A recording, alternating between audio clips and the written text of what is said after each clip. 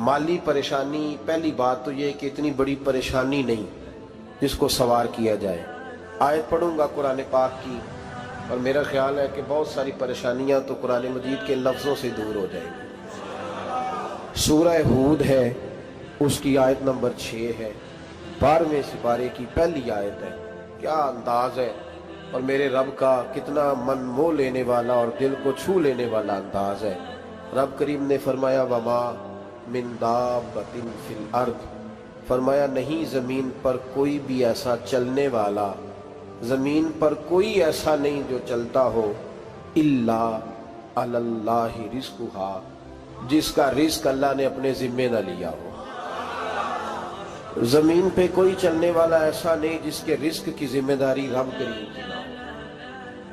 जिम्मेदारी रिस्क किसकी है? बोल के बताएं, बोल के किसकी जिम्मेदारी है जी? अल्लाह। देखिए गौर फरमाएं, यहाँ मुफस्सिरीन ने एक बात लिखी है इस आयत के तहत कि फरमाया जो ज़मीन पे चलने वाला है उसका रिस्क अल्लाह के ज़िम्मे। फरमाते हैं कि ये अल्लाह ने हमारी अकल के मुताबिक हमसे बात की है, वरना आसमानों में जितनी मखलूक है रिस्क उसका भी अल्लाह के ज़िम्मे ही है। यहाँ जो फिल अर्द के लफ्ज़ है ज़मीन पे, वो हमें समझाने के लिए कि तुमने तो सिर्फ ये दुनिया देखी है ना, तो जिसको तुमने देखा है वो सब खाते अल्लाह का दिया हुआ ही है। तो जो हमने देखा था रब करीम ने उसके मुताबिक हमें समझा दिया। फरमाया कुछ तो तुमने देखे ही नहीं, चलो उनकी तुमसे बात नहीं करते, पर जो तुमने देखे हैं उन सब का रिस्क किसके जिम्मे है? अल्लाह के। मेरे रसूल करीम सैयद आलम सल्लल्लाहु ताला अलैहि वसल्लम कुरान मजीद की जब तर्जुमानी करते, वजाहत करते, तो महबूब पाक सल्लल्लाहु अलैहि वसल्लम भी कोई इश्काल रहने नहीं देते थे, कोई इश्काल नहीं रहने देते थे। मेरे महबूब करीम अलैहिस्सलातु सलाम ने फरमाया अल्लाह पे भरोसा रख के सवेरे निकल जाना रिस्क की तलाश में। किस पे भरोसा रखना है? निकलना तुम्हारे जिम्मे है। ये ना कहना कि घर बैठूंगा तो यही आएगा, निकलना तुम्हारी जिम्मेदारी है। जितनी जिम्मेदारी है वो पूरी करना। अल्लाह पे भरोसा करके निकल जाना तुम्हारी जिम्मेदारी है। रब का जिम्मा है तुम्हें रिस्क देना, वो जरूर तुम्हें रिस्क पहुंचाएगा। या रसूल अल्लाह सल्लल्लाहु अलैहि वसल्लम किस तरह पहुंचेगा? तो जरा हुजूर के लफ्जों का हुस्न भी देखिए। नबी पाक सल्लल्लाहु अलैहि वसल्लम ने फरमाया जिस तरह मौत तुम्हें ढूंढ लेती है ना कि तुम कहाँ मौजूद हो, जब वक्त आता है तो इंसान पाकिस्तान में हो तब भी आ जाता है, जद्दा में हो तब भी आ जाता है, मक्का में हो या मदीना तैयबा में, वक्त फिर भी आ जाता है। फरमाया जिस तरह मौत तुम जहां भी हो तुम तक पहुंच जाती है ना, इस तरह तुम्हारा रिस्क भी तुम जहां मौजूद होते हो अल्लाह वहां पहुंचा देता है, पहुंचा देता है। तो या रसूल अल्लाह सल्लल्लाहु अलैहि वसल्लम किस अंदाज में? तो फरमाया निकल जाना तुम्हारी जिम्मेदारी है। फरमाया सवेरे परिंदे भी निकल जाते हैं और शाम को जब लौटते हैं तो अल्लाह उन्हें पेट भर के रोजी अता फरमाता है। हालांकि उनको नहीं पता होता हमारा कारखाना कहाँ है, हमने कहाँ जाके मजदूरी करनी है। उनको नहीं पता होता कि हमारा दफ्तर कहाँ है, हमने किस ऑफिस में बैठना है। उनको नहीं पता होता कि हमने कहाँ जाके माल खरीदना है और कहाँ से हमने फिर उसको दोबारा बेचना है। उन्हें खबर नहीं होती, अल्लाह पे भरोसा करके निकल जाते हैं। निकलना तो तेरे जिम्मे है कि नहीं? फरमाया वो तू ड्यूटी कर, शाम को अल्लाह जो रब परिंदों को रोजी देता है वो तुझे भी अता फरमाएगा। मैं कहता हूँ सोच कितनी कमजोर है उस आदमी की जो कहता है कैसे मिलेगा। कितनी कमजोर सोच है। जो रब बैल को रोजी देता है, बकरी को रोजी देता है, इस जमीन इस धरती पे अगर बसने वाला ऊंट भूखा नहीं सोता, चले ये तो पालतू जानवर होते हैं, इस धरती पर बसने वाली अगर बिल्ली और कुत्ता रोटी खा के सोते हैं तो तू तो अशरफुल मखलूकात है। तूने अपने ज़हन में क्या टेंशन पाल लिया है कि नहीं आएगा तो मर जाऊंगा, क्या बनेगा, किस तरह होगा? तू क्यों इतना परेशान हो गया? भाई माली परेशानी सबसे ज्यादा उस बंदे ने ओढ़ ली है जिसकी तवक्कुल की बात कमजोर हो गई है। तू सीधी तवज्जो अपने रब करीम की जानिब रख, सीधी तवज्जो अल्लाह की जानिब कर। रब फरमाता है जिम्मा तेरा नहीं, जिम्मा मेरा। लेकिन ना तनख्वाह एक आती है घर में, जब एक बच्चा होता है तो तब भी काम चलता है, जब अल्लाह 2 बच्चे दे दे फिर भी उस तनख्वाह से काम चलता है, जब 3 हो जाए फिर भी चलता है, जब 4 हो जाए नहीं। आप ना भी बोले तो बात तो सही है, बहरहाल काम फिर भी چلے اسی تنخواہ میں سے جب بندہ بڑے بیٹے کی شادی کر کے بہو بیاہ کے لے آئے تو پھر بھی کام چلتا ہے، اور جب اس بیٹے کو اللہ بچے عطا کر دے تو اسی گھر میں، اسی آنگن میں، اسی چھت کے نیچے کام چلتا ہے، تو پھر تو مان جانا کہ چلانے والا تو نہیں، چلانے والا کوئی اور ہے۔ پھر تو مان جا کے چلانے والا کوئی تو اس وقت جب تنخواہ تیری لگی تھی تو کہتا تھا ابا ابھی میری شادی نہ کر، میں بیوی کو کیسے کھلاؤں گا؟ تو وہی شخص ہے جس کی چھت کے نیچے پھر 1.5 درجن پوتے بھی پل رہے اور گزارا ان کا بھی ہو رہا ہے۔ تو رزق کا ذمہ کس کا ہے؟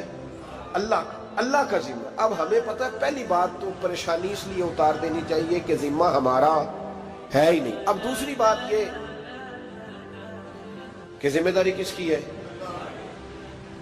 اللہ حکیم بھی ہے اور علیم بھی ہے، حکیم بھی ہے اور جانتا بھی ہے اور اسے پتہ بھی ہے کہ دینا کس طرح ہے۔ اب ہم پتہ کیا کہتے ہیں؟ کہتے ہیں وہ جو بندہ پجاروں میں بیٹھا ہے وہاں اسے نہیں بیٹھنا چاہیے تھا، اور میرا حق تھا۔ تجھے زیادہ پتہ ہے کہ اللہ کو؟ بول کے بتانا کس کو پتہ زیادہ ہے؟ کیوں جی؟ تو آپ اصل ٹینشن پتہ کب لگتی ہے؟ جب بندے کہتے ہیں نہیں وہ پجاروں میری تھی، میرا حق تھا۔ وہ جب گزرتی ہے نا پاس سے مہران کے تو مہران والا ٹینشن بڑی لیتا ہے، حالانکہ اللہ کو زیادہ پتہ ہے کہ وہ حق۔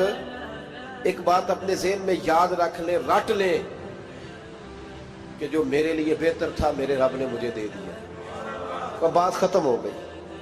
بس وصل اچھا ہے نہ فراق اچھا ہے، یار جس حال میں رکھے وہی حال اچھا ہے۔ بس جو میرے حق میں بہتر تھا میرے رب نے مجھے، مسئلہ یہ ہے کہ تو اس پہ راضی ہونے کو تیار نہیں۔ حضرت علی کرم اللہ تعالیٰ وجہ الکریم نے میرے نبی پاک کی ایک حدیث بیان کی ہے، اور جناب علی جب یہ حدیث بیان کیا کرتے تھے تو حضرت مجاہد فرماتے ہیں یوں لگتا تھا کہ جیسے حضرت علی ہمیں ہر پریشانی سے نکال رہے ہیں۔ مولا علی شیر خدا رضی اللہ تعالیٰ عنہ فرماتے ہیں کہ مجھے میرے نبی پاک صلی اللہ علیہ وسلم نے ایک طریقہ دیا تھا ٹینشن فری ہونے کا۔ آپ فرماتے ہیں مجھے تو بڑا راس آیا ہے، تم بھی اگر کر لو گے تو تمہیں بھی فائدہ دے گا۔ کہا وہ کیا؟ حضرت علی کہنے لگے محبوب علیہ السلام نے فرمایا تھا لوگوں تم اللہ کے دیے ہوئے تھوڑے رزق پہ راضی ہو جاؤ، وہ تمہاری تھوڑی عبادت سے تم سے راضی ہو جایا کرو۔ بس تم 2 نفل بھی پڑھو گے تو اللہ راضی ہو جائے گا، تم 1 رکوع بھی سویرے اٹھ کے پڑھو گے تو وہ راضی ہو جائے گا، وہ تمہارے 313 درود شریف سے راضی ہو جائے گا، تم اس کے دیے ہوئے تھوڑے رزق سے راضی ہو جاؤ۔ ٹینشن اس لیے ہوتی ہے کہ ہم راضی نہیں جو اس نے ہمیں دیا ہے۔ وہ حال میں مزید کی جو دوڑ ہے نا، حال میں مزید کی، بے قدرہ کچھ قدر نہ جاتی، کیتی خوب تسلی ہو، دنیا دار پجاری زردے، کتیاں دے گل ٹلی ہو، بک بک روشن اکھیاں تکیوں ویک حویلی کلی ہو، تے کوچ نصیر اساں جد کیتی پہ جانی تھر تھلی ہو۔ تو یاد رکھیں یہ جو ہے نا مصیبت کے مال آ کیوں نہیں رہا، وہ سامنے والا پلاٹ میرے گھر کے سامنے ہے گھر کے سامنے، پر رجسٹری میرے نام کیوں نہیں؟ یہ مصیبت سانس نہیں لینے دیتی۔ موٹر سائیکل کھڑی کرتا ہے نا جب آ کے دکان سے روٹی کھانے آتا ہے، دفتر سے گھر آتا ہے، کاروبار سے آتا ہے، تو جہاں موٹر سائیکل کھڑی کرتا ہے وہ ٹینشن بڑی ہے کہ کبھی میری ہو جائے نا یہ والی جگہ تو میں یہاں بھی بورڈ لگاؤں اپنے نام۔ اس نے مالی پریشانی پیدا کی۔ تو جس حال میں ہے، کیونکہ تو نے اپنا یہ حال خود نہیں بنایا، جس نے بنایا ہے وہ بڑا بہتر جانتا تھا کہ تو اسی حال میں اسے اچھا لگتا ہے۔ تو اسے اسی حال میں، ایک بزرگ تھے تو ان کی طبیعت بڑی علیل ہو گئی، بیمار ہو گئے، تو اللہ نے آزمائش دی تو کیڑے پڑ گئے وجود میں۔ ایک کیڑا یہاں سے کھا رہا تھا، اللہ والے بڑے راضی رہتے ہیں اس کی رضا پہ، تو کیڑا یہاں کھا رہا تھا تو نیچے گر گیا، تو بابا جی نے اٹھا کے پھر وہاں رکھ لیا، کہنے لگے جب اس نے تیری ڈیوٹی مجھے کھانے کی لگائی ہے تو میں اس بات پہ راضی ہوں، تو نیچے کیوں گرتا ہے؟ بس ٹھیک ہے کھا، جب اس نے تجھے ڈیوٹی جو تیری لگائی۔ سالبہ بن عبد الرحمن ایک صحابی تھے، سالبہ غالباً، نبی پاک صلی اللہ علیہ وسلم کی خدمت میں آئے، کہنے لگے یا رسول اللہ صلی اللہ علیہ وسلم غربت بڑی ہے، میرے لیے دعا کریں اللہ زیادہ مال دے۔ تو محبوب صلی اللہ علیہ وسلم نے فرمایا تو جس حال میں اچھا ہے وہ تیرے لیے بہتر ہے، اس میں تو ہے وہی حال تیرے لیے۔ مشکل ہے نا یہ جواب سننا؟ کہتے پیر صاحب فلان جگہ سے تویز آیا، وہاں تو وارے نے آرے ہو گئے، تو آپ کے ہاں؟ تو میں کہتا ہوں یہ تویز دینے والا اگر تویز دے کے امیر بناتا ہے تو پہلے خود کیوں نہیں بنتا؟ یہ خود تو 150 کا تویز بیچ رہا ہے، اپنی بیچارے کی حالت یہ ہے۔ اگر اتنا ہی تویز اس کا چلتا ہوتا تو پہلے 5 ٹیوب پجارو اس کے دروازے پہ کھڑی ہو۔ عجیب چکر ہے اور عجیب جگہ لوگ الجھ گئے، سمجھتے ہی نہیں بات کو۔ یا رسول اللہ صلی اللہ علیہ وسلم دعا کر دے تو محبوب نے کیا فرمایا؟ فرمایا تو جس حال میں ہے نا وہ حال تیرے لیے بہتر ہے، اسی میں رہ۔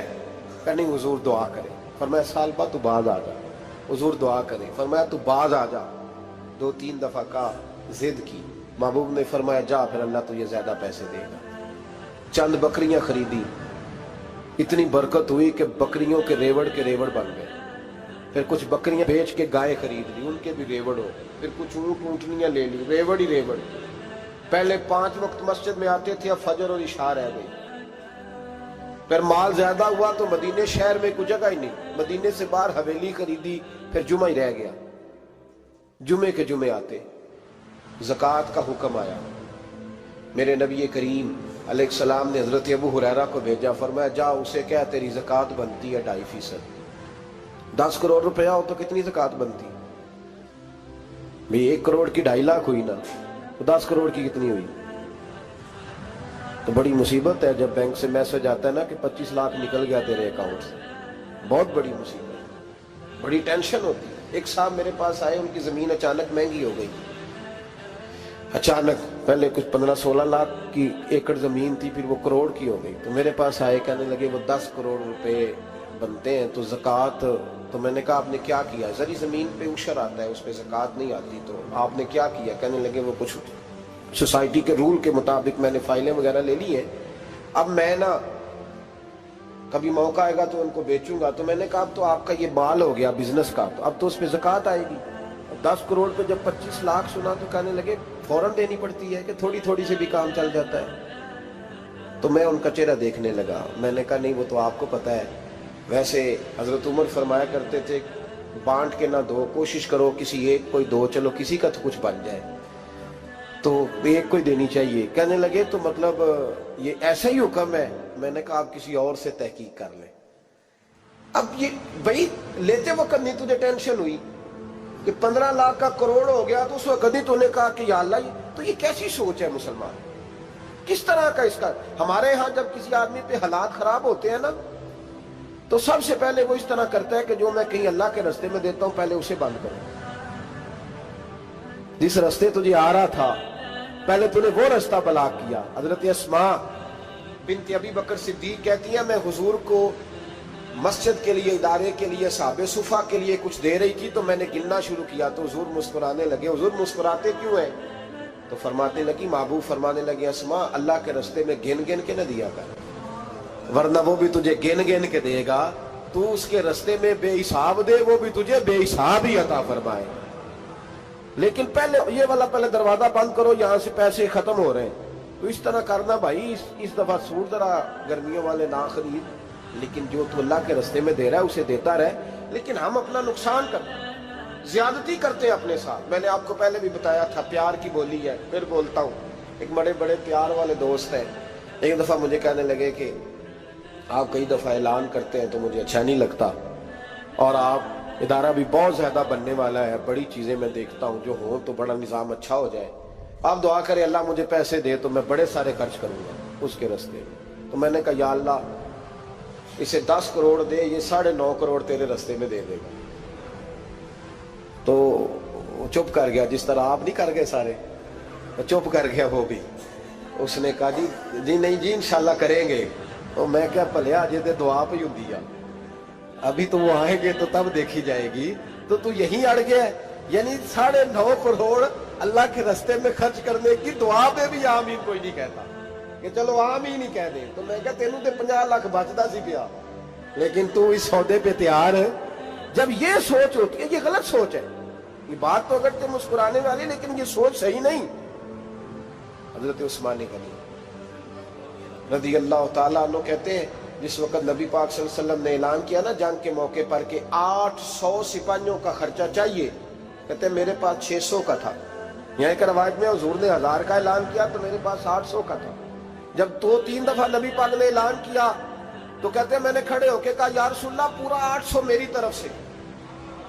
کہتے میں نے 200 سپاہی کا خرچہ ادھار اٹھایا لیکن پورے 2 مہینے نہیں گزرے تھے، رب کریم نے مجھے کئی گنا کر کے پیسے واپس عطا فرما دیے۔ پر بات تو یہ ہے کہ تیری وہاں لو لگی ہو، تو تجارت کرتا ہے ان لوگوں کے ساتھ جو کیا دے سکتے۔ تو سالبہ کے پاس حضور نے پیغام بھیجا، پہلے تو کہا تیرے لیے بہتر نہیں مال، جب اصرار کیا تو اب بڑی برکت ہو گئی، بڑا آیا تو فرمایا زکوٰۃ دے، 2.5% زکوٰۃ ہے۔ اب جب سوچا کہ 5 اونٹوں پہ ایک بکری جائے گی اور بڑا سارا مجھے دینا پڑے گا، اب جب غور کیا تو یہ تو نہ کہا کہ میں نہیں دیتا۔ حضرت ابو ہریرہ سے کہنے لگے نبی کریم علیہ السلام کی خدمت میں عرض کرنا کہ میں خود آؤں گا۔ حضرت ابو ہریرہ نے آ کے عرض کی یا رسول اللہ صلی اللہ تعالی علیہ وسلم، حضور وہ کہتے تھے میں خود آؤں گا، تو کہتے ہیں محبوب نے ٹھنڈی سانس لی، فرمایا اسے کہا تھا کہ تیرے لیے مال بہتر نہیں، اب ہلاک ہو گیا، ہائے افسوس ہلاک ہو گیا۔ ان کو بھی تھوڑی دیر کے بعد احساس ہوا کہ یہ میں نے کیا کیا، نبی پاک کو ہی کہہ دیا نہیں ہے، حضور کو کہہ دیا بعد میں آؤں گا۔ اب دوڑے آئے، عرض کی حضور میں سارا کچھ لے کے آئے ہوں، قبول کر لیں۔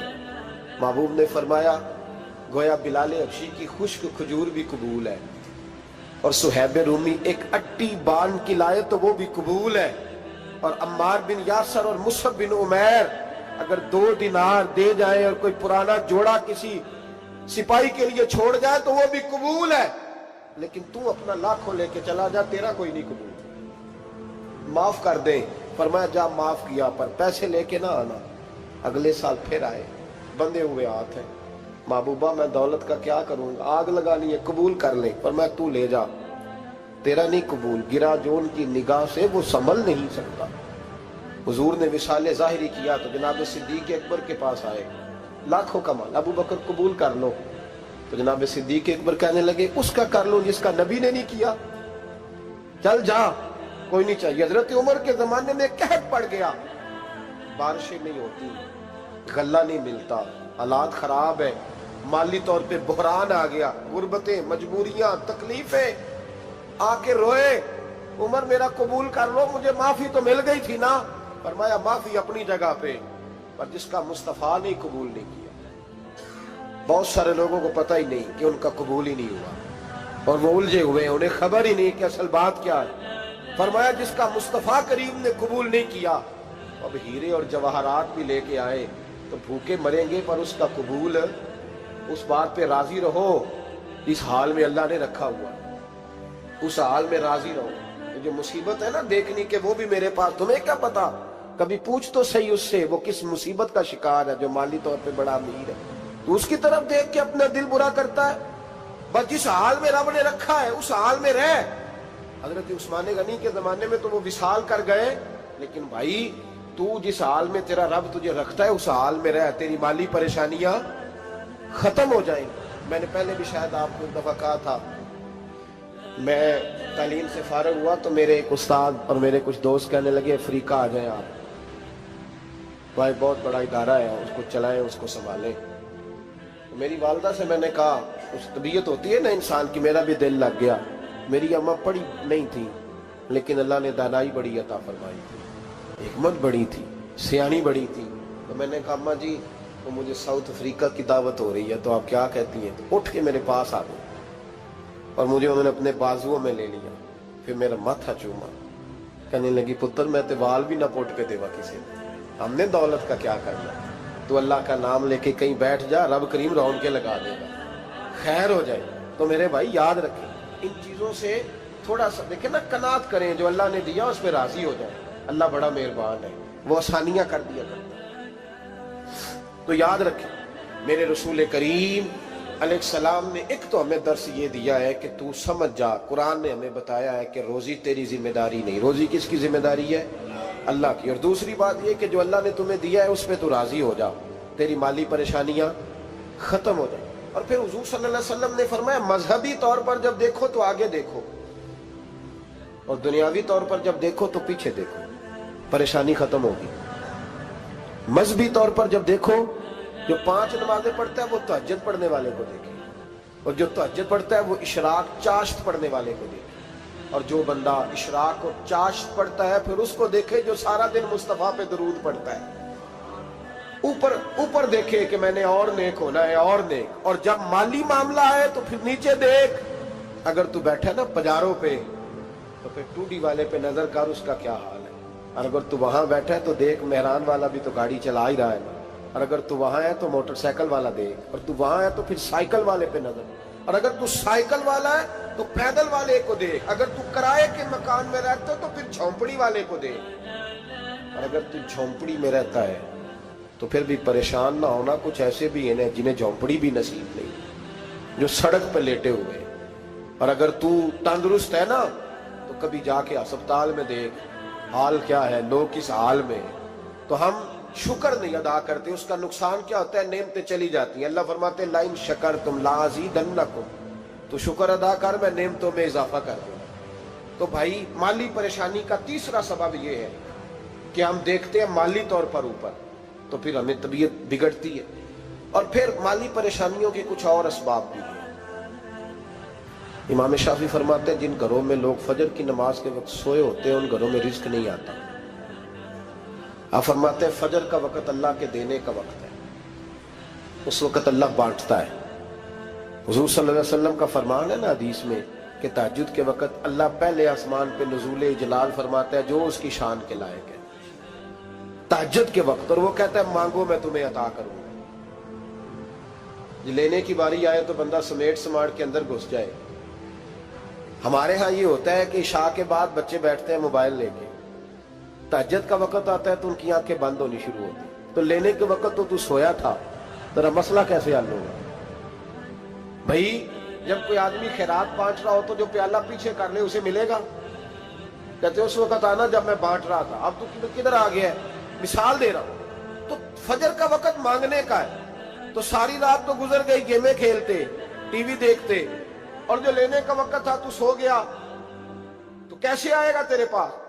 तो उठे सवेरे बंदों से मांग के देख लिया, बड़ी इज्जतें खराब हुई। फजर का वक्त उठ के झोली फैलाए। मेरे रसूल पाक अलैहिस्सलाम फरमाते हैं, रब फरमाते हैं जब बंदे मेरे आगे झोली फैलाते हैं मुझे शर्म आती है। किसे चुमे यार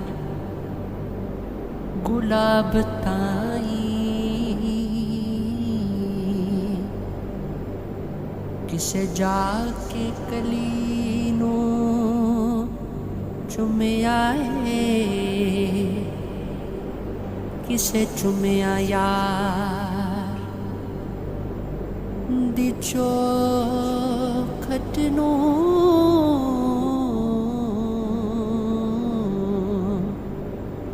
किसे जाके गलीनू चुमे आए, किसे चुमिया हाकिमे वो